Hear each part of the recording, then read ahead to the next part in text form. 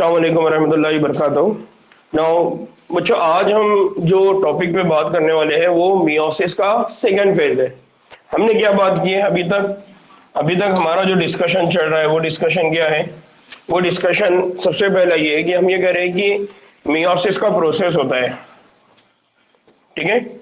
और हमने कहा कि ये जो मियोसिस है, इस मियोसिस के अंदर दो फेजेस हैं। एक है मियोसिस फर्स्ट और दूसरा है मियोसिस सेकेंड। फिर हमने कहा कि इस मियोसिस फर्स्ट में क्या होता है, तो हमने कहा कि मियोसिस फर्स्ट में यहाँ पर फोर फेज है। एक है प्रोफेज वन, दूसरा है मेटाफेज वन, दूसरा है एनाफेज वन और फोर्थ है टीलोफेज वन। कल हमने एक बात यहाँ पर बोले थे, अगर किसी आपको याद होगा, तो यहाँ पर आने के बाद कैरियोकाइनेसिस का प्रोसेस क्या हो जाएगा, कंप्लीट। और कैरियोकाइनेसिस के बाद कौन सा प्रोसेस स्टार्ट होगा, साइटोकाइनेसिस। लेकिन ये जो साइटोकाइनेसिस का प्रोसेस है ये बहुत फ्यू टाइम के लिए होता है, फ्यू सेकंड्स के लिए होता है, बहुत लेस टाइम के लिए होता है, ठीक है। अब उसके बाद क्या होता है, इसके बाद यहाँ पर एक फेज है, यहां से यहां तक के दरमियान में एक फेज है, उसको कहा जाता है इंटर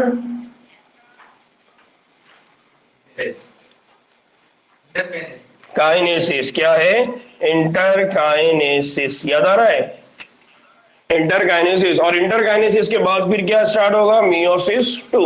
और मियोसिस टू में अब यहां पर कितनी फेज होने वाली है, अगेन फोर। क्या रहेगा, एक रहेगा जिसको हम बोलेंगे प्रोफेज टू, दूसरा रहेगा मेटाफेज टू, तीसरा रहेगा एनाफेज टू और लास्ट रहेगा टीलोफेज टू, ठीक है। तो बेसिक कंसेप्ट इतना याद रखना है कि हमारी बात चल रही है मियोसिस की। मियोसिस में वन होता है, मियोसिस में मियोसिस टू होता है। मियोसिस वन में prophase one, metaphase, anaphase, telophase. फिर होती है साइटोकाइनेसिस, और साइटोकाइनेसिस ये बहुत लेस टाइम के लिए होती है, फ्यू सेकंड्स के लिए होती है। और साइटोकाइनेसिस वन कंप्लीट होने से पहले ही क्या स्टार्ट हो जाता है, मियोसिस टू।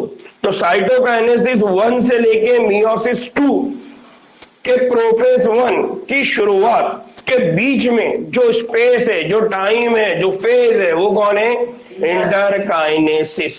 और इस इंटरकाइनेसिस में डीएनए का रेप्लिकेशन होता है।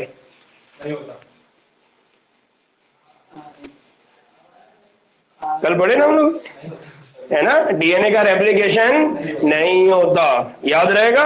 इंटरकाइनेसिस के दौरान डीएनए का रेप्लिकेशन कहां पर होता है, डीएनए का रेप्लिकेशन एस फेज। और एस फेज किसकी है, इंटरफेज। इसलिए कल भी बोला था कि इंटरफेज और इंटरकाइनेसिस दो वर्ड है, दो टर्म है। ये दो टर्म को दो अलग अलग कानों से सुनना तो समझ में आएगा। एक तरफ क्या बोल रहे हैं हम, इंटरकाइनेसिस, दूसरी तरफ क्या बोल रहे हैं, इंटरफेस। तो इंटरकाइनेसिस में कभी भी डीएनए का रेप्लिकेशन नहीं होता। कहां पर होता है, इंटरफेस। इंटरफेस में भी कहां होता है, एस फेस। छोटा सा क्वेश्चन रहता और बच्चे पूरी तरह से गलत कर देते। जैसे मैंने सिंपल पूछा, क्या बोला मैंने, इंटरकाइनेसिस में डीएनए का रेप्लिकेशन होता है। अब जिन्होंने कल इसको बहुत अच्छे से कान खोलकर सुना था या घर जाके जिन्होंने अच्छे से पढ़ा था, तो उनको याद था कि इंटरकाइनेसिस में कभी भी डीएनए का रेप्लिकेशन नहीं होता, याद रहेगा ना। अब इंपॉर्टेंट चीज ये है कि अब यहां पर देखिए, यहां पर जो स्ट्रक्चर है, ये स्ट्रक्चर मियोसिस वन के कंप्लीशन के बाद मियोसिस टू का है। तो यहां पर क्या हो गया था, यहां दो सेल बन गए थे, क्योंकि क्या हो गया था, साइटोकाइनेसिस। साइटोकाइनेसिस होने के बाद यानी साइटोकाइनेसिस वन हो गया, साइटोकाइनेसिस वन होने की वजह से सेल अगेन दो सेल बन गए। अब ये दो सेल में कंटिन्यूअसली क्या चलेगा, मियोसिस टू। बात समझ में आया, मियोसिस वन हुआ, मियोसिस वन होने के बाद साइटोकाइनेसिस, साइटोकाइनेसिस के अंदर क्या हुआ, साइटोप्लाज्म डिवाइड हुआ कि उससे पहले ये प्रोसेस स्टार्ट हो गई। इसका मतलब दो सेल बन गए। अब ये दो सेल बन गए तो इसमें भी प्रोफेस चलेंगी, इसमें भी प्रोफेस चलेगा। फिर इसमें आगे धीरे धीरे ये सारी स्टेजेस आएगी। ठीक है। नाउ तो अब हम बात कर रहे हैं मियोसिस 2 और मियोसिस जी बोलो ना। हाँ अब दोनों भी, हाँ दूसरी चीज कि इनके अंदर जो कंडीशन है वो क्या है, होमोलोगस क्रोमोसोम। ठीक ना, अगर इस होमोलोगस क्रोमोसोम के अंदर कुछ फर्क दिख रहा है क्या आपको? यहाँ जो स्ट्रक्चर है, यहाँ जो स्ट्रक्चर है क्या है? हाँ डीएनए का पोर्शन क्या होता है, एक्सचेंज। अगर यहाँ देखेंगे तो यहाँ और यहाँ क्रॉसिंग ओवर की वजह से, ठीक है। तो इसका मतलब यहाँ पर जो डीएनए है होमोलोगस, वो कौन सा है, रिकॉम्बिनेंट, जिसके अंदर क्या हो चुका है, वेरिएशन। ठीक है, याद रहेगा ना। अब याद रखिए यहाँ पर और एक चीज कि जब प्रोफेज बस होगी तो हम क्या बोलते हैं, साइटोकाइनेसिस के खत्म होते ही फौरन क्या स्टार्ट हो जाएंगी, मियोसिस 2। और इस दौरान में क्या होगा, ज्यादातर यहां पर क्या होगा, क्रोमोसोम क्रोमोसोम की पूरी तरह बढ़ने से पहले होता है। यानी क्रोमोसोम की पूरी तरह बढ़ने से पहले का मतलब क्या है, अभी हाँ क्रोमोसोम अभी सेग्रीगेट हुए भी नहीं है, दूर दूर अभी गए भी नहीं, तो ही उनका प्रोसेस यानी मियोसिस 2 वाला प्रोसेस क्या हो चुका है, स्टार्ट हो चुका है। फिर मियोसिस 2 जो होता है वो आम माइटोसिस, देखिए क्या लिखा हुआ है यहाँ पर, यहाँ लिखा हुआ है माइटोसिस, क्या लिखा हुआ है, आम माइटोसिस। और माइटोसिस में क्या होता है, इक्वल डिवीजन। क्या होता है, इक्वल डिवीजन, बराबर की तकसीम होती है। यानी एक सेल से क्या बनते हैं, दो। तो इसीलिए आगे चल के ये एक है तो एक से क्या बनेंगे, दो, और इस तरह से दो है तो कितने बनेंगे, चार। यानी यहां पर इसका बोलना क्या है, इसका बोलना ये है कि जो मियोसिस 2 है, ये मियोसिस 2 हमको किस तरह दिखाई देता है, जैसा माइटोसिस है। कि माइटोसिस का प्रोसेस जब होगा तो एक सेल से कितने बनेंगे, दो। तो अक्सर एग्जाम में ये पूछा जाता है कि मियोसिस 1 और मियोसिस 2 इन दोनों में से कौन सा वाला स्टेज माइटोसिस की तरह होता है, वो कौन होता है, मियोसिस 2। और ऐसा क्यों होता है, क्योंकि जिस तरह से माइटोसिस में क्या होता है, इक्विटोरियल डिवीजन, एक से कितने सेल बनेंगे, दो। वैसे ही मियोसिस में भी क्या होता है, एक सेल से कितने सेल बन जाते हैं, दो। इसलिए हम यहां पर कहते हैं कि जो मियोसिस 2 है it is like as a mitosis, याद रहेगा ना। दूसरा कि जो प्रोफेज 2 है, प्रोफेज 2 जैसा जैसा खत्म होती है या वो खत्म होते ही यहां पर क्या होती है, न्यूक्लियर मेम्ब्रेन क्या हो जाएगी, गायब हो जाएंगे। यानी अगेन माइटोसिस में भी प्रोफेज के खत्म होने पर क्या होती थी, न्यूक्लियर मेम्ब्रेन डिग्रेड हो जाती थी। साथ ही साथ कौन गायब होता था, न्यूक्लियोलस। और कौन गायब होता था, ऑर्गेनल, जो डिफरेंट टाइप के ऑर्गेनल है। तो ऑर्गेनल तो ऑलरेडी गायब है, वो अपीयर नहीं हुए, वो ऑलरेडी गायब है। लेकिन जो न्यूक्लियर मेम्ब्रेन मियोसिस 1 खत्म होते वक्त बनी थी वो दोबारा टूट गई, ठीक है ना। उसके बाद क्रोमोसोम फिर से क्या करेंगे, गट्टे की शक्ल में क्या हो जाएंगे, कॉम्पैक्ट हो जाएंगे। यानी अगेन क्या हो जाएंगे, वो डेंस। और इस डेंस होने को हम कहते हैं कंडेंस। क्या हो जाएंगे, वो कंडेंस हो जाएंगे। तो इस तरह से क्या हुआ, क्रोमोसोम पॉलीटीन यानी टीन फॉर्म में आ गए, थ्रेड फॉर्म में आ गए, धागे के फॉर्म में आ गए, सेपरेट हो गए। फिर दोबारा न्यूक्लियर मेम्ब्रेन डिग्रेड हो रही है और वो दोबारा थ्रेड फॉर्म से कंडेंस फॉर्म में आ रहे, यानी दोबारा उनको रैप किया जाएगा।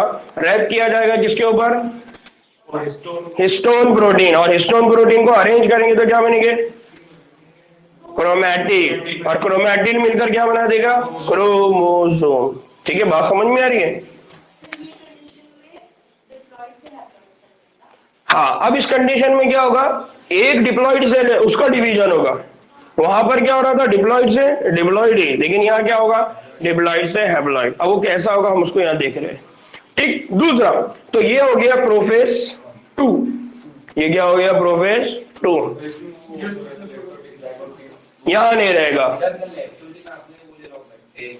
हाँ तो हमने कल एक बात हमने और बोले थे, अगर आपको याद होगा तो मैंने कल बार बार एक बात बोला है कि मियोसिस 1 का प्रोफेज 1 ये सबसे बड़ी स्टेज होती है। इसका मतलब मियोसिस 2 का प्रोफेज 2 सबसे छोटा, यानी छोटा होगा, सबसे छोटा तो नहीं बोलेंगे लेकिन छोटा होगा। क्यों? क्योंकि उसमें और 5 स्टेजेस नहीं है। प्रोफेज 1 बड़ा क्यों है? उसमें 5 स्टेजेस है। कौन कौन सी 5 स्टेजेस है मंसूर? हाँ मंसूर। हम्म हम्म हम्म हाँ। कौन सी छोड़ी इमरान मियां उन्होंने? हाँ सुफियान, मंसूर भाई ने कौन से स्टेज छोड़ दिए? डिप्लोटीन। कौन सी छोड़ गई थी? डिप्लोटीन। तो leptotene, zygotene, pachytene, diplotene and then diakinesis. तो ये 5 स्टेजेस की वजह से प्रोफेज 1 बड़ी हो जाती है और ये 5 स्टेजेस प्रोफेज 2 में नहीं है, इसलिए प्रोफेज 2 कैसी है? छोटी, एज कंपेयर टू प्रोफेज 1। याद रहेगा ना? दूसरा कि जैसे ही यहां पर मेटाफेज स्टार्ट होगा तो हमने क्या पढ़ा हुआ है मेटाफेज के? जब मेटाफेज होती है तो मेटाफेज में कौन कौन से काम होते हैं? हाँ, सबसे पहले कि जो सेंट्रियोल है वो सेंट्रियोल क्या बनाना शुरू कर देते हैं? माइक्रोट्यूब्यूल। फिर वो माइक्रोट्यूब्यूल कहाँ जाके बाइंड हो गए? गोल गोल क्या रहता है? क्या रहता है खाली? गोल गोल सेंट्रोमियर। कहाँ जाके बाइंड हो गए? सेंट्रोमियर। और सेंट्रोमियर पे बाइंड होके क्या करेंगे? किसको खींचेंगे? क्रोमोसोम। किसको पुल करेंगे? क्रोमोसोम। और पुल करके क्या करेंगे? घुमाएंगे? नहीं, क्या इक्वेटर में ला लेंगे। कहाँ ला लेंगे? इक्वेटर, खते इस्तेवा, इक्विटोरियल प्लेट, इक्विटोरियल प्लेट। याद आ रहा है? तो हम क्या कहते हैं कि यहां पर क्या होता है मेटाफेज 2 में? क्या होता है मेटाफेज 2 में? इस मरहले में जो क्रोमोसोम है वो क्या करते हैं? खते इस्तेवा पर यानी इक्वेटोरियल पे क्या हो जाते हैं? सज जाते हैं। यहां पर सज जाते के लिए जो वर्ड है बेसिकली वो क्या है? अरेंजमेंट। यानी उनको क्या किया जाता है? अरेंज किया जाता है। कहां अरेंज किया जाता है? खते इस्तेवा, इक्विटोरियल प्लेट। और ये सारे काम कौन कर रहे हैं? ये सारे काम कौन कर रहे हैं? स्पिंडल।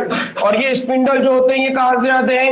अपोजिट पोल से। और ये जो स्पिंडल फाइबर है जो अपोजिट पोल से आ रहे हैं वो क्या करते हैं?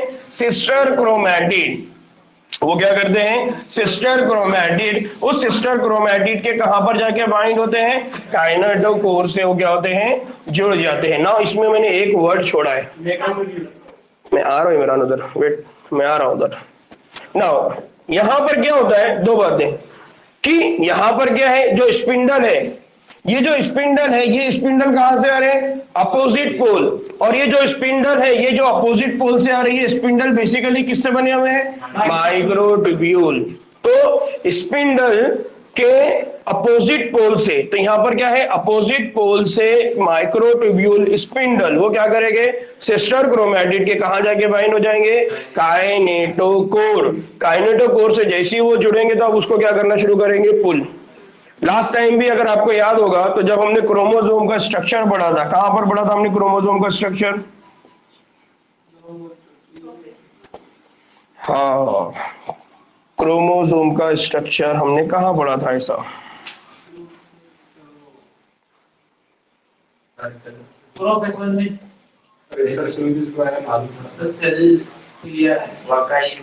हाँ, सेल जो है खलिए की इकाई, cell the unit of life. वहां पर हमने पढ़ा था न्यूक्लियस, और उस न्यूक्लियस में हमने पढ़ा था क्रोमोसोम। और उस क्रोमोसोम में हमने कहा था कि वहां पर जो सेंट्रोमियर होता है उस सेंट्रोमियर के आजू बाजू में कौन होते हैं? काइनेटोकोर। कौन होते हैं? Kinetochore protein. और ये काइनेटोकोर प्रोटीन इस सेंट्रोमियर की क्या करते हैं?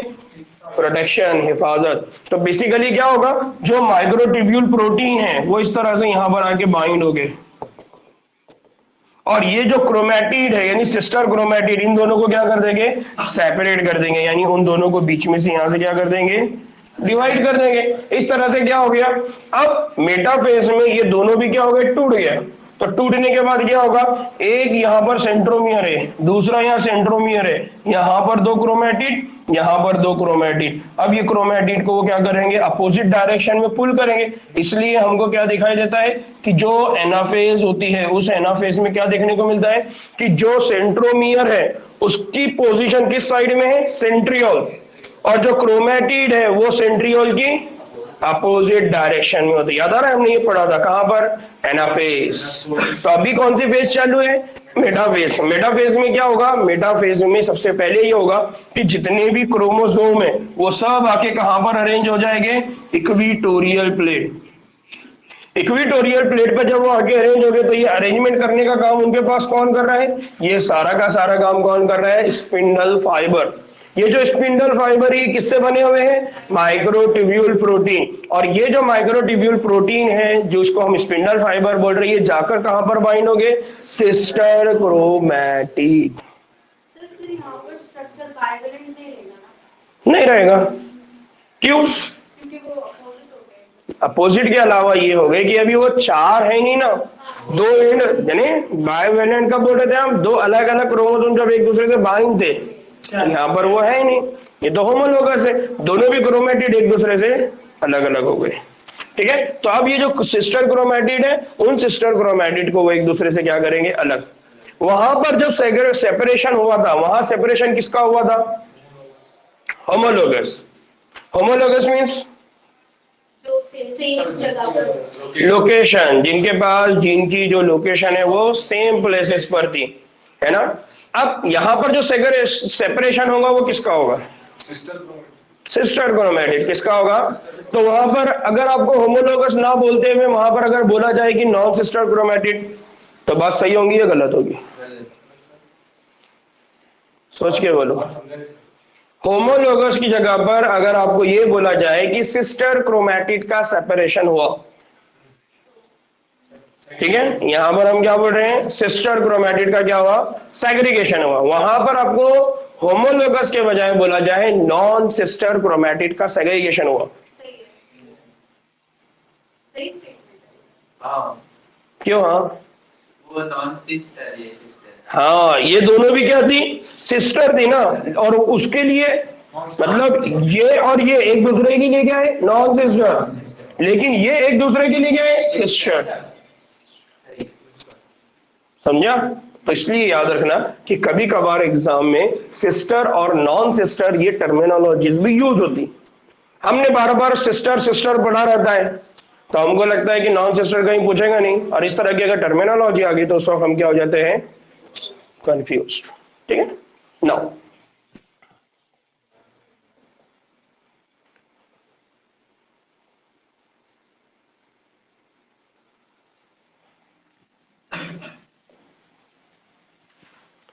अब एनाफेज। एनाफेज में क्या क्या होता है, चलिए याद दिलाइए जरा, एनाफेज में क्या क्या होता है। वैसे कुछ बातें तो मैं ऑलरेडी बोल चुका हूं। क्या होता है एनाफेज में, कि वो सेंट्रोमियर पे स्पिंडल फाइबर आके अटैच हो जाएंगे, सिस्टर क्रोमैटिड सेपरेट हो गई, अब पुल करेगा। तो पुल करते वक्त क्या होगा, क्रोमोसोम अपोजिट पोल पे जाने की उनकी क्या होगी, शुरुआत होगी। और इस दौरान में जो क्रोमोसोम है उसका शेप कैसा होगा, सेंट्रोमियर, सेंट्रोमियर किस साइड में होंगे, टुवर्ड्स दी सेंट्रियोल, और chromatid opposite to the centriole. और अगर आपको याद होगा तो हमने कहा था कि जो क्रोमोसोम होते हैं उन क्रोमोसोम के अलग अलग शेप होते हैं। याद आ रहा है, आर्म की बेसिस पे। तो हमने कहा था कि एक शेप होता है जे, एक होता है वी, एक होता है आई और एक होता है एल। तो ये सारे के सारे शेप कहां दिखाई देते हैं, एनाफेज। कहां दिखाई देते हैं, तो सिंपल सा अगर एग्जाम में ये क्वेश्चन पूछ लिया जाए, हालांकि हमने ये कहां पढ़ा है, ये कंसेप्ट कहां पढ़े हमने, cell the unit of life. अब उस cell the unit of life से वहां से उन्होंने स्ट्रक्चर की इंफॉर्मेशन ली और यहां से एनाफेज लिया, उन दोनों को मिक्स कर दिया। क्या मिक्स कर दिया, कि एनाफेज के प्रोसेस के दौरान क्रोमोसोम के शेप किस तरह से दिखाई देंगे। तो अगर दोनों आर्म इक्वल है तो शेप कैसा होगा, वी। एक आर्म स्मॉल है, एक आर्म लार्ज है, जे। एक आर्म बहुत छोटा है, एक आर्म थोड़ा बड़ा है, एल।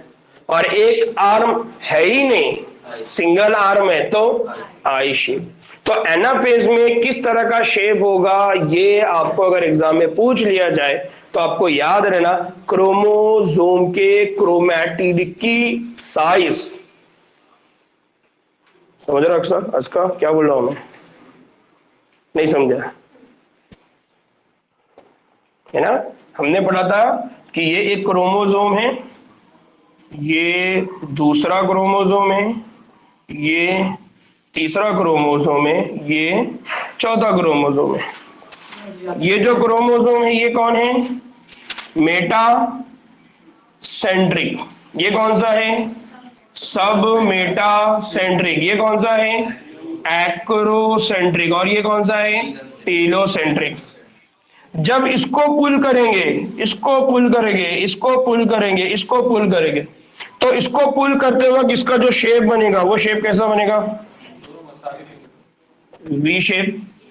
इसका जो शेप बनेगा जे शेप। इसका जो शेप बनेगा एल शेप। और इसका जो शेप बनेगा आई शेप।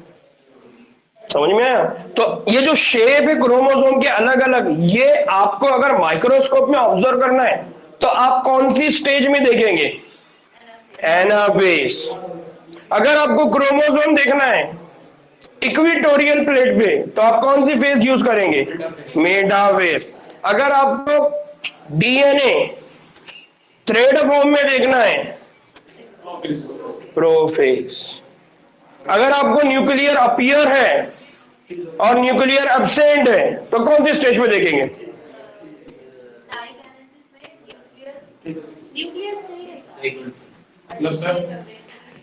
न्यूक्लियर मेम्ब्रेन प्रेजेंट है और न्यूक्लियर मेम्ब्रेन एब्सेंट है। आपको बोला जाए कि न्यूक्लियर मेम्ब्रेन प्रेजेंट है, इसका मतलब ये कौन सी स्टेज है? न्यूक्लियर मेम्ब्रेन एब्सेंट है, इसका मतलब ये कौन सी स्टेज है? एम फेज की बात चल रही है या एम फेज की, यानी माइटोसिस या मियोसिस, या आई इंटरफेज की बात ही नहीं चल रही है। टीलोफेज जब खत्म होगा न्यूक्लियर मेम्ब्रेन अपीयर हो जाएगी। प्रोफेज खत्म होगा तो न्यूक्लियर मेम्ब्रेन गायब हो जाएगा। अभी पढ़े ना हमने कि प्रोफेज 2 खत्म होते वक्त न्यूक्लियर मेम्ब्रेन दोबारा तोड़ी जाती है। इसका मतलब प्रोफेज जब भी होगी तो प्रोफेज के इख्तिताम पर इमरान न्यूक्लियर मेम्ब्रेन गायब, और टीलोफेज जैसी खत्म होगी न्यूक्लियर मेम्ब्रेन वापस से बन जाएंगी, यानी दोबारा क्या हो जाएगी? अपीयर, शेप ले लेंगे। बहुत बारी हो रहा, ठीक, याद रहेगा। कोई डाउट है? एग्जाम में इस तरह के क्वेश्चन पूछे जाते हैं। वहां ये नहीं बोलेगा कि भाई ये ऐसा ऐसा ऐसा हो रहा है, ऐसा ऐसा नहीं, वो तुमको कंफ्यूज करने के लिए क्वेश्चन पूछेगा। तो तुमको ये दिमाग लगाना है कि यार एग्जामिनर क्या सोचता है, क्योंकि हमको नॉलेज भी चाहिए बट हमको एग्जाम भी पास करना है। तो नॉलेज हासिल करने के लिए हमारे लिए सबसे आसान तरीका क्या है? क्वेश्चंस करते जाओ अपने आप से। जरूरी नहीं है कि क्वेश्चंस करने के लिए कोई एग्जामिनर ही आए, हम खुद हमारे बहुत बड़े एग्जामिनर हैं।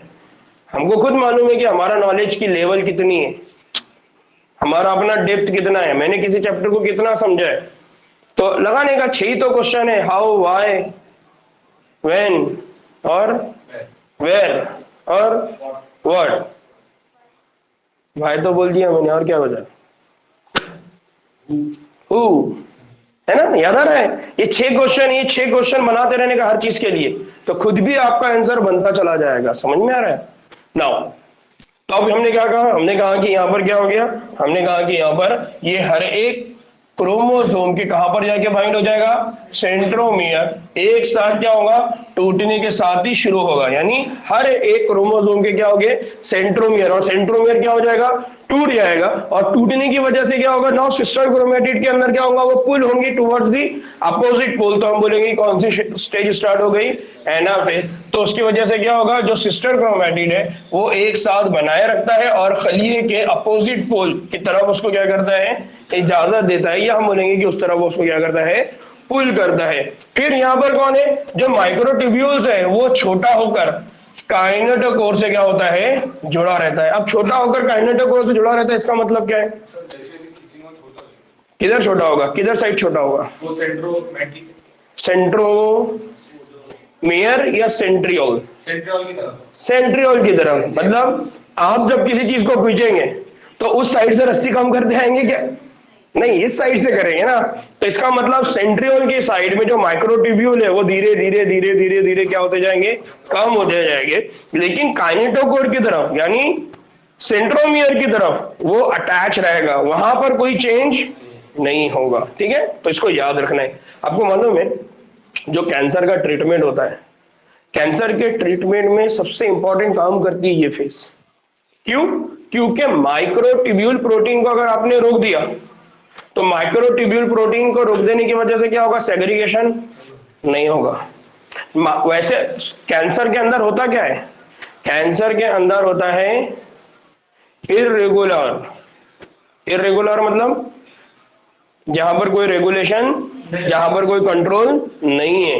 तो इर्रेगुलर सेल डिवीजन क्या होता है? इर्रेगुलर सेल डिवीजन यानी वहां पर कोई सेल डिवीजन के अंदर रेगुलेशन नहीं है। नतीजे में क्या होता है कि एक जगह रहती है, वहां पर फटाफट फटाफट फटाफट सेल क्या करता है? डिवाइड होने लगता है। तो वहां पर क्या होता है? Bunch of cell. और वो बंच ऑफ सेल हमारे पास क्या बनता है? ट्यूमर। और फिर हम बोलते हैं कि यहाँ क्या हो गया? कैंसर। तो कैंसर का जब ट्रीटमेंट करना होता है तो कैंसर के ट्रीटमेंट में जिस प्रोटीन को स्टॉप किया जाता है वो प्रोटीन कौन है? माइक्रोट्यूब्यूल। जब हम उसको पढ़ेंगे डिटेल में, दैट टाइम हम उसको और समझने की कोशिश करेंगे। ठीक है। नाउ अब लास्ट टेलोफेज 2। टेलोफेज 2 में क्या होता है? याद आ रहा है? टेलोफेज 2 में क्या होता है? ओ सुफियान मियां, टेलोफेज 2 में क्या होता है? जो क्रोमोसोम है वो कहां पर पहुंच जाएंगे? Opposite pole. जैसे क्रोमोसोम अपोजिट पोल पे पहुंचेंगे तो क्या होगा? न्यूक्लियर मेम्ब्रेन अपीयर होगी। न्यूक्लियर मेम्ब्रेन अपीयर होने के साथ साथ क्या होगा? जो डीएनए है वो डीएनए धीरे धीरे डीकंडेंस होना शुरू होगा। क्या होना शुरू होगा? डीकंडेंस। और फिर उसके बाद जो बाकी के ऑर्गेनल है वो भी धीरे धीरे बनना शुरू हो गया। और उसके बाद फिर कैरियोकाइनेसिस खत्म होगा और क्या स्टार्ट होगा? साइटोकाइनेसिस। और जब साइटोकाइनेसिस होगा तो एनिमल की केस में क्या बनेंगे? फरो। याद है ना? एनिमल सेल अगर है तो क्या बनने वाले थे? फरो। और प्लांट सेल रहेंगे तो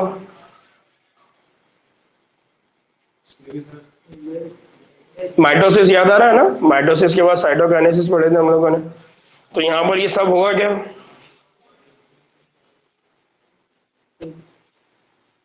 पोलन के बाहर हमने कहीं पढ़ा था कि सेल वॉल मौलाना?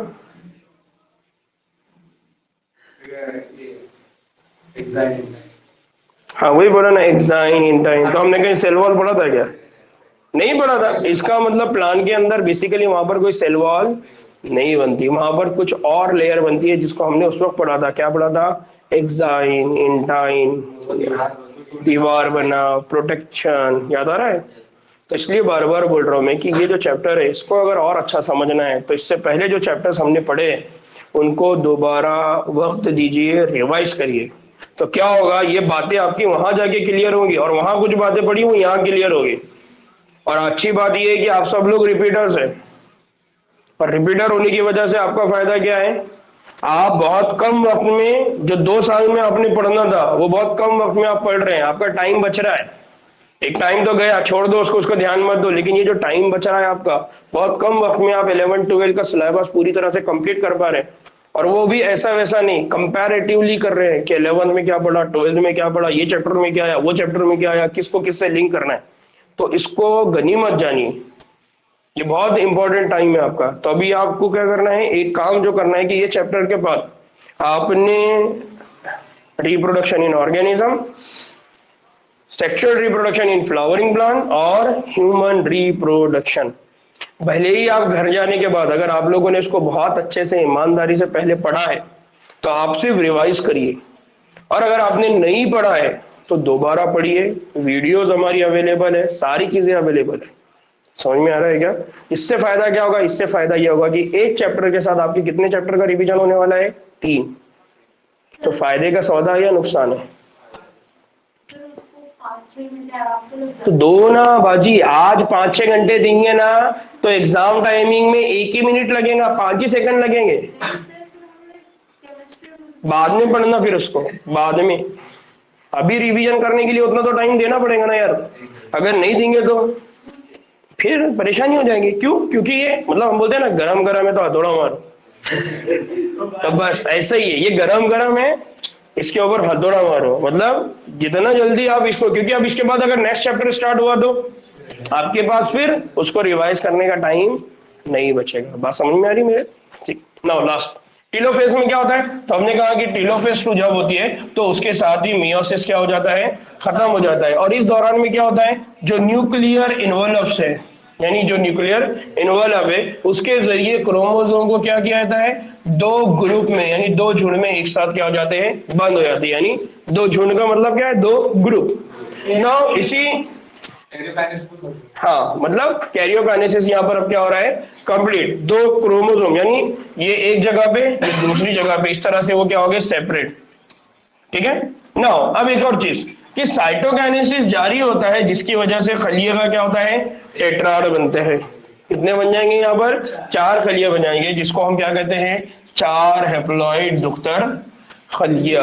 क्या बोलते हैं हम उसको? 4 हैप्लॉइड डुक्तर खलिया। यानी हम क्या बोलते हैं? 4 हैप्लॉइड सिस्टर सेल। क्या बोलेंगे इसको? 4 सिस्टर क्यों बोल रहे हैं हम? हैप्लॉइड सिस्टर सिस्टर्स खलिए क्यों बोल रहे हैं?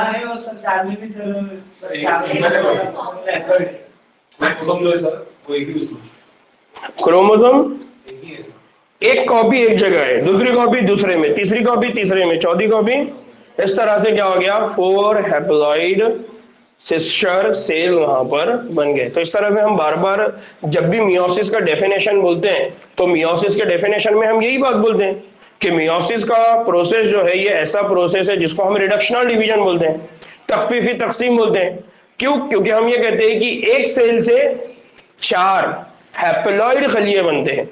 जो पहला खलिया था वो क्या था? डिप्लॉइड, लेकिन उस डिप्लॉइड से क्या बने? हैप्लॉइड। तो एक खलिए से कितने बनते हैं? 4, और उनकी कंडीशन क्या होती है? हैप्लॉइड।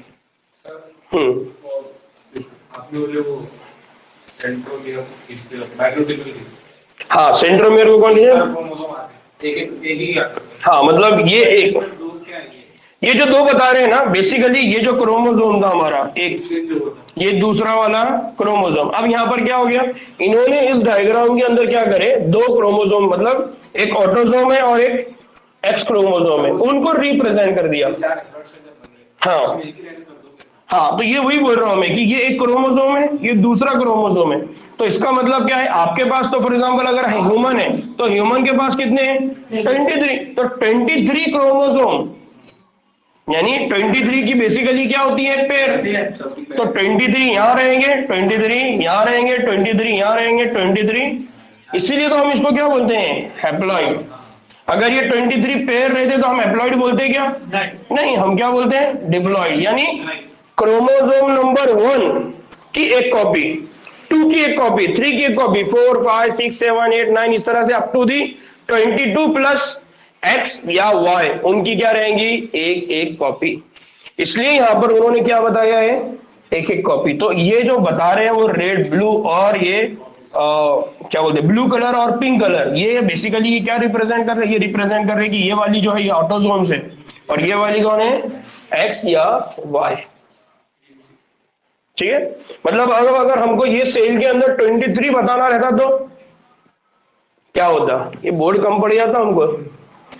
समझ में आ रहा है? तो उसको सिंपल समझाने के लिए उन्होंने इस तरह से यहाँ पर 2 क्रोमोसोम, हाँ, इसमें 22 ऑटोसोम और एक एक्स या वाई, इस तरह से। बात समझी? कितने लोगों को बात नहीं समझ में? हम क्या बोल रहे हैं यहाँ पर? नहीं तो ऐसा हो जाएगा कि मौलाना और महेश बात कर रहे हैं, हम बात नहीं कर रहे, हम समझने की कोशिश करें। क्या समझने की कोशिश कर रहे हैं? कि ये जो डायग्राम है, इस डायग्राम में एक क्रोमोसोम हो रहा है, लेकिन यहाँ पर 2 क्रोमोसोम बता रहा है। बेसिकली ये 2 क्रोमोसोम रिप्रेजेंट करने का मतलब क्या है? ये 2 क्रोमोसोम रिप्रेजेंट करने का मतलब है कि एक जो कॉपी है वो रिप्रेजेंट कर रही है ऑटोसोम्स, दूसरी कॉपी किसको रिप्रेजेंट कर रही है? Sex chromosome. या तो वो एक्स रहेगा या तो वाई। बात समझ में आया? नहीं तो हमको क्या करना पड़ता था? 23 पूरे क्रोमोसोम बताना पड़ता था, लेकिन वो हमारे लिए पॉसिबल क्या समझा इमरान? बोलते नहीं आ रहा, क्या करना? अरे तो कंफ्यूजन के लिए पूछ रहा ना भाई, दूर करता हूं ना मैं। बात समझ में आ रही है? हम 23 पूरे क्रोमोसोम यहाँ नहीं बता सकते, नहीं बना सकते, पॉसिबल नहीं है।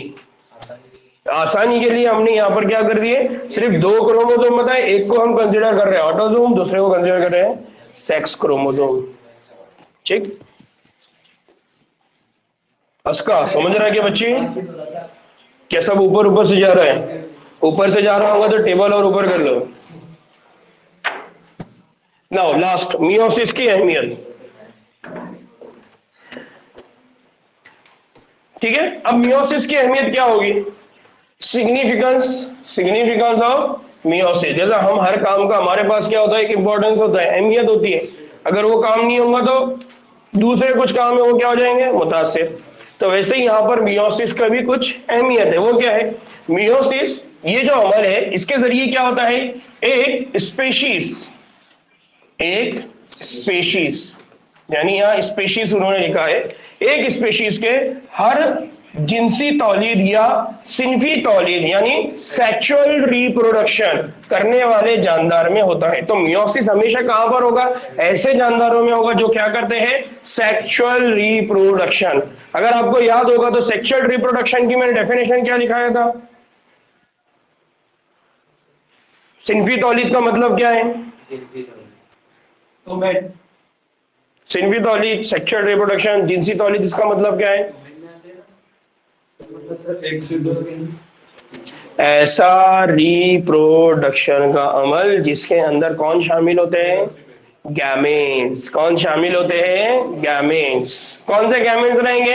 मेल गैमेट्स और फीमेल गैमेट्स। याद आ रहा है? तो ऐसा जिनसी अमल, ऐसा रिप्रोडक्टिव या ऐसा तौलीदी अमल जिसके अंदर कौन इन्वॉल्व होते हैं? गैमेट्स। उस अमल को हम क्या कहते हैं? सिनफी तौलीद, या उसको हम क्या कहते हैं? Sexual reproduction. अब वहां पर गैमेट्स हटा दो, गैमेट्स हटा के हम दूसरे वर्ड में क्या बोल सकते हैं? ऐसा रिप्रोडक्टिव प्रोसेस जिसमें क्या होगा? मेल और फीमेल। तो मेल क्या देगा? स्पर्म। फीमेल क्या देगी? एग, ओवम, बैसा। तो हम नॉर्मली इस डेफिनेशन को जब हम एनसीईआरटी के अकॉर्डिंग बोलते हैं तो हम वहां मेल फीमेल वर्ड बोलने के बजाय हम वहां क्या बोलते हैं? गैमेट्स। तो मेल गैमेट और फीमेल गैमेट, याद रहेगा। अब भूलेंगे कभी तो गैर सिनवी या गैर जिनसी या नॉन या आसेक्सुअल रिप्रोडक्शन किसको बोलेंगे? जहां पर गैमेट्स का इन्वॉल्वमेंट नहीं होता। सुफियान मियां, याद रहेगा? क्या याद रहेगा? हाँ, ये आपने जो पढ़ाया, मैंने क्या पढ़ाया? किसमें नहीं होते? गैर जिनसी तौलीद। ठीक है, इसीलिए मैं बार बार बोल रहा हूं कि पहला वाला चैप्टर याद से रिवाइज करो, रिप्रोडक्शन इन ऑर्गेनिज्म। वहां पर ये दोनों डेफिनेशन मिलेंगी, दोनों डेफिनेशन के साथ दोनों का कंसेप्ट मिलेगा, इसका मीनिंग क्या है। ठीक है ना। दूसरी चीज कि इस प्रोसेस की वजह से क्या होता है, मियोसिस में जो क्रोमोसोम है उसकी तादाद क्या हो जाती है? घट जाती है, और घटकर क्या हो जाती है? आधी। अगर 23 पेयर है तो 23 क्रोमोसोम, 23 पेयर क्रोमोसोम का क्या हो जाएगा? 23। अगर हमको 46 नंबर बोला जाए तब 23, तो 46 का आधा वो क्या होता है? 23। ये समझने में बहुत आसान है, लेकिन इसी को थोड़ा कॉम्प्लिकेटेड फॉर्म में बोले कि 23 पेयर का क्या आधा क्या होगा? 23 क्रोमोसोम। याद रहेगा, इसको याद रखना। एग्जाम में अक्सर बच्चे कंफ्यूज हो जाते हैं। 1 मिनट का टाइम रहता, 1 मिनट में एक क्वेश्चन सॉल्व करना रहता, भागने की गड़बड़ रहती, गलती क्या करते थे? 23 पेयर का आधा क्या कर देंगे? उसको 2 से डिवाइड कर देंगे। 23 पेयर का आधा 23, 46 नंबर का आधा 23 पेयर, इसका आधा क्या रहेगा? 23 नंबर, याद रहेगा। और 46 नंबर का आधा क्या रहेगा? 23 नंबर। तो ये नंबर इतना वर्ड याद रखना हमेशा, तो कंफ्यूज नहीं होंगे। लास्ट कि ये क्या होता है कि जो सिनफी तौलीद को मुकम्मल करने के लिए क्या है जरूरी है। क्यों सिनफी तौलीद को मुकम्मल करने के लिए जरूरी है कि क्रोमोसोम का आधा होना चाहिए? क्योंकि उसमें गैमेट्स रहते हैं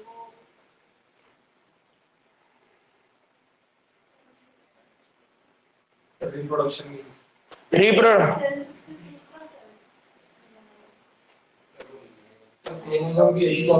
हाँ, क्रोमोसोम की कितनी कॉपी होना चाहिए? दो, एक मेल से एक फीमेल के पास से।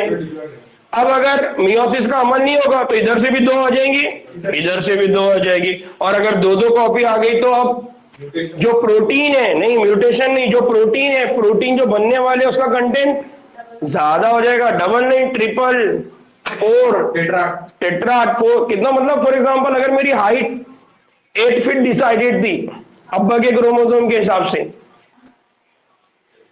तो मेरी हाइट कितनी रहना? 8, लेकिन अब्बा के क्रोमोसोम डबल आ गए। अब मेरी हाइट 8 के बजाय क्या हो जाएगी? डबल, 16। मेरा कलर पहले काला है, अब और के क्रोमोसोम अगर आ जाता तो मेरे को नाइजीरिया, नेग्रो वहां का मैं दिखाई देता। मतलब कलर क्या हो जाता? इंटेंसिटी और बढ़ जाती। बात समझ में आ रही है? इसलिए हमेशा हैप्लॉइड यानी एक ही कॉपी होना। यानी आप ऐसा समझ लीजिए कि आपके पास है ना 2 पार्सल है पिज्जा के, आपके खाने की कैपेसिटी एक की है। अब आपने देखे कि यार टेस्टी है, दूसरी भी खा ली है, तो अब क्या हो जाता? बदहजमी है ना। तो आपके पास एक ही कॉपी होना चाहिए तो आपका काम बराबर हो जाता। तो ये फंक्शन प्रॉपरली हमारे बॉडी में हो, तो फंक्शन प्रॉपरली हमारे बॉडी में होने का मतलब क्या है कि हमारे बॉडी के काम के लिए जितनी इंफॉर्मेशन रिक्वायर्ड थी वो इंफॉर्मेशन हैप्लॉइड सेट में ऑलरेडी अवेलेबल है। अगर हैप्लॉइड सेट से ज्यादा सेट अगर आ जाएंगे तो वो जो इंफॉर्मेशन है वो एक्स्ट्रा हो जाएगी, और इंफॉर्मेशन अगर एक्स्ट्रा हो गई तो वर्क एक्स्ट्रा। वर्क एक्स्ट्रा मतलब फिनोटिपिक एक्सप्रेशन एक्स्ट्रा, और फिनोटिपिक एक्सप्रेशन अगर एक्स्ट्रा हो गया तो नॉर्मल ह्यूमन के बजाय जियांट, शैतान दिखने लगेगा।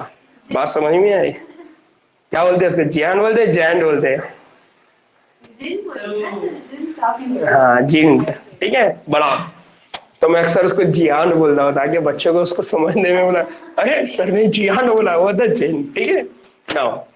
फिर ये एक नस्ल से क्या होते हैं, दूसरी नस्ल में जानदारों की आबादी के लिए क्या करते हैं? जुनैनियाती तगय्युर यानी जेनेटिक वेरिएबिलिटी। अगर हमारे पास ऐसा नहीं होता तो हमारे दरमियान में कोई डिफरेंस होता क्या?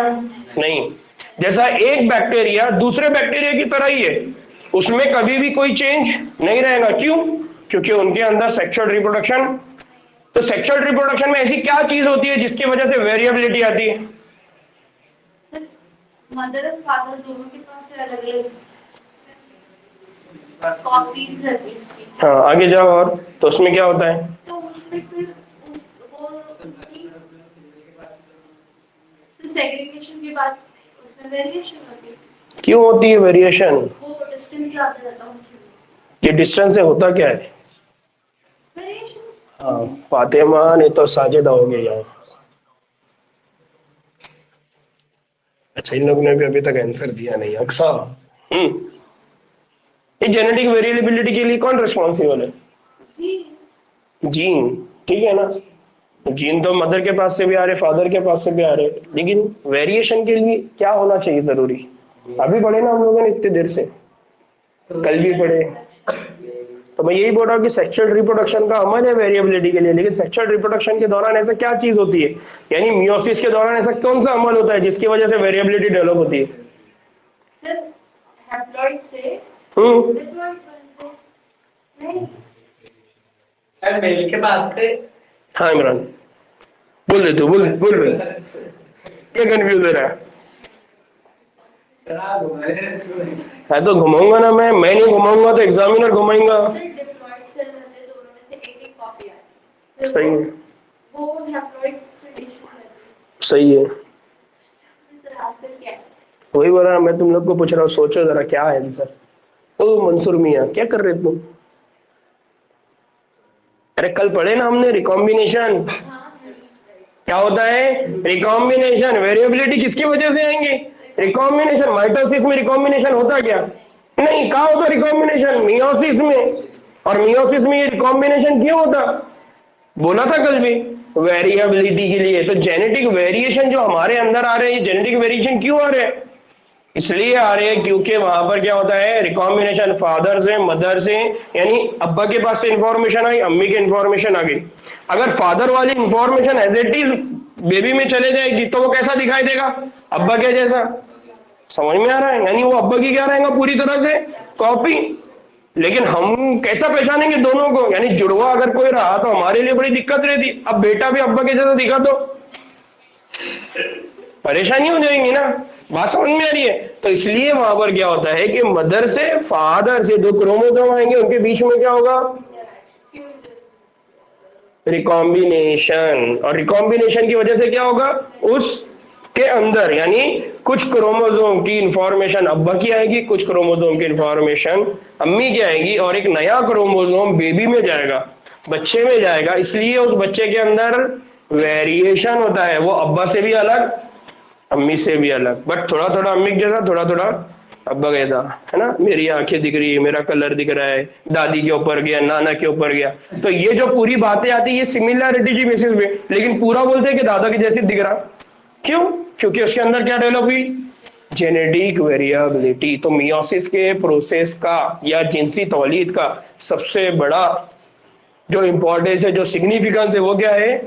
Genetic variability. जेनेटिक चुने नहीं आती, तगय्युर। फिर इर्तिखा के अमल में ये जो तगय्युर, ये वेरिएशन है, ये बहुत अहमियत रखता है। इर्तिखा के अमल में, इवोल्यूशन के प्रोसेस में ये जो वेरिएशन है ये बहुत अहमियत रखता है। मैंने इससे पहले भी आपको बोला कि आज की जो इन्वायरमेंटल कंडीशन है, इस इन्वायरमेंटल कंडीशन को अगर दादी देखते हैं हमारे 100 साल पुराने, तो वो बोलते हैं कि गर्मी बहुत बढ़ गई, वो इस इन्वायरमेंट में सर्वाइव, लेकिन हम इसमें रह रहे हैं, लेकिन हम बहुत आसानी से सर्वाइव कर रहे हैं। क्यों? क्योंकि जैसा जैसा इन्वायरमेंट, जैसा जैसा नेचर चेंज हुआ, वैसा वैसा हमने हमारे बॉडी के अंदर भी क्या लेकर आया? चेंज, ताकि हम उस इन्वायरमेंट को क्या कर सके? कंपनसेट कर सके, वहां पर इजीली क्या कर सके? सर्वाइव कर सके। इसलिए ये कहा जाता है कि ये जो वेरिएशन है इर्तिखा के अमल में, इवोल्यूशन के अमल में बहुत ज्यादा क्या रखता है? अहमियत। समझ में आया? ये जितनी बातें मैं बोल रहा हूं, अगर ये तुम्हारे सर के ऊपर से जाती है तो मेरे को वापस आके डाउट सेशन में पूछना। अब डाउट सेशन रहता नहीं तो आप क्या करेंगे? मेरे व्हाट्सएप पे मैसेज करेंगे, 1 घंटा पहले आ जाएंगे, आधा घंटा पहले आ जाएंगे, मेरे को मैसेज डाल देंगे कि सर हम आज आधा घंटा पहले आने वाले, हमारा ये डाउट है, हमको आपसे पूछना है। समझ में आ रहा है? चलिए, नमाज के बाद इंशाल्लाह नेक्स्ट लेक्चर होगा। चलिए, अस्सलाम वालेकुम रहमतुल्लाहि व बरकातहू।